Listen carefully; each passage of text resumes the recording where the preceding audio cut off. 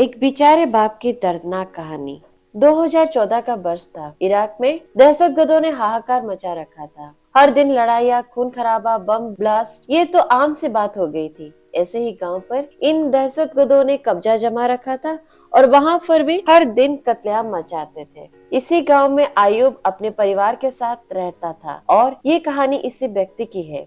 आयुब ने अपनी जिंदगी के सबसे भयानक 2 दिन इस दहशती माहौल पे देखी जो पहले उसने कभी अपनी जिंदगी में नहीं देखे थे। दहशतगर्दों के द्वारा आयुब के इलाके में बम फेंका गया।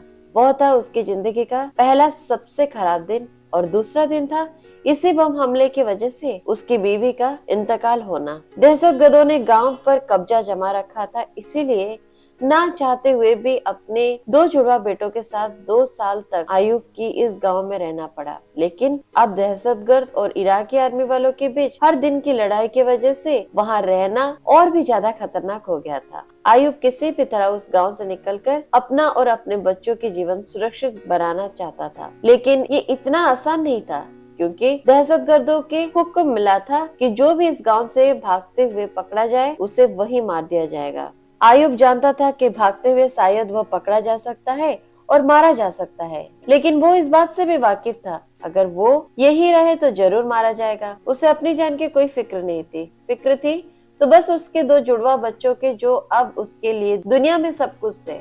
काफी सोच विचार और मनोमंथन करने के बाद आयुब एक योजना बनाई। आयुब ने एक दिन अपने दोस्त से बोलकर नींद की दवाइयां मांग ली। उसने अपने बच्चों को दूध में नींद की दवाइयां मिलाकर रात में उन्हें दूध पिला दिया और उनके सोने का इंतजार करने लगा। उसके प्लान था कि रात में अंधेरे में चुपके से बिना आवाज किए हुए गांव से निकलकर सीधा इराकी आर्मी तक पहुंच जाए। इसलिए बच्चों को शांत रहना बहुत जरूरी था। बच्चों के सो जाने के बाद आयुब ने दोनों बच्चों को अपने कंधे पर लिया और चुपके से दबे पांव गांव से निकलने लगा। लेकिन बदनसीबी उसका साथ छोड़ने का नाम ही नहीं ले रहा था। गांव के कोने कोने में दहशतगर्दी पहरा दे रहे थे। एक दहशतगर्दी ने आयुब की आहट सुन ली और उसकी दिशा में एक गोली चला दी। गोली सीधा एक बच्चे के पीठ को चीरते हुए आर पार हो गई और आयुब के कंधे पर जा लगी। बच्चे की वहां पर मौत हो गई, लेकिन मजबूर आयुब अपना दुख मनाने के लिए वहां रुक भी नहीं सकता था। वो किसी भी तरह बचते बचाते आगे बढ़ गया और दहशतगर्दों की नजरों से ओझल हो गया।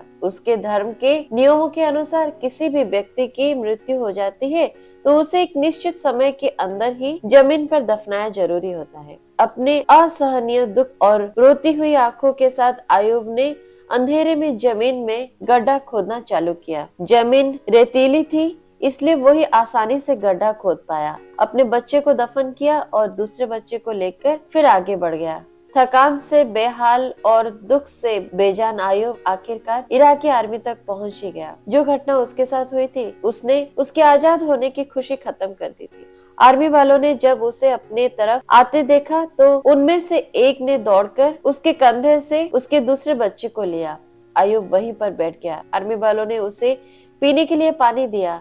आयुब पानी पीने लगा, तब आर्मी वालों की बातें उसके कान पर पड़ी, जिन्हें सुन के उसके पैरों तले जमीन खिसक गई। आर्मी वाले आपस में बात कर रहे थे, जरूर इस बच्चे की पीठ पर लगे घाव की वजह से इसकी मौत हो गई होगी। हो सकता है कि किसी दहशतगर्द पीछे से गोली चलाई हो। उसकी बातें सुनकर आयुब को रियलाइजेशन हुआ कि कितनी बड़ी गलती कर दी थी। उसने रात के अंधेरे में और अपने पहले बच्चे की मौत के गम में अपना सूध बूध खोकर अपने सोते हुए बच्चे को ही मरा समझकर उसे दफन कर दिया था। दोस्तों, ये कहानी सुनकर आपके मन में निराशा के भाव आ गया होगा। ऐसे होना बड़ा ही सहज और स्वाभाविक है, लेकिन इतनी दर्द भरी इस कहानी से भी एक सीख ले सकते हैं। चाहे जो हो जाए, किसी भी कठिन से कठिन परिस्थिति में अपने आप को, अपने मन को निश्चल रखना बहुत जरूरी होता है। कहानी को पढ़ने और सुनने के लिए धन्यवाद।